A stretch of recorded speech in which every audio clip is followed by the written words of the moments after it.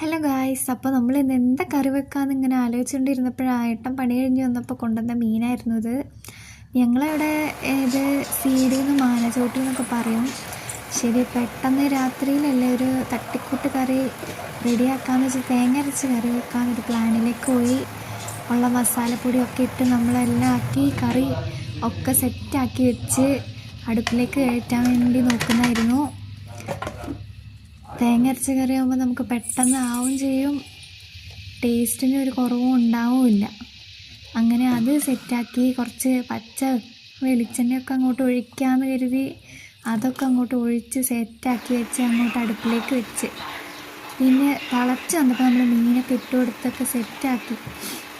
പിന്നെയാണ് നമ്മളൊരു കാര്യം മറന്നു പോയത്, ഉലുവപ്പൊടി ഇട്ടില്ലല്ലോ എന്ന് ഓർത്തിട്ട് പിന്നെ കറിയുടെ പകുതി ആയപ്പോഴത്തേനും നമ്മൾ അതും ഇട്ട് കൊടുത്തൊക്കെ സെറ്റാക്കി വെച്ച് ഒരു 2-3 കഷ്ണം മീനെടുത്ത് നമ്മൾ വറുക്കാനായിട്ട് മാറ്റി വെച്ചായിരുന്നു.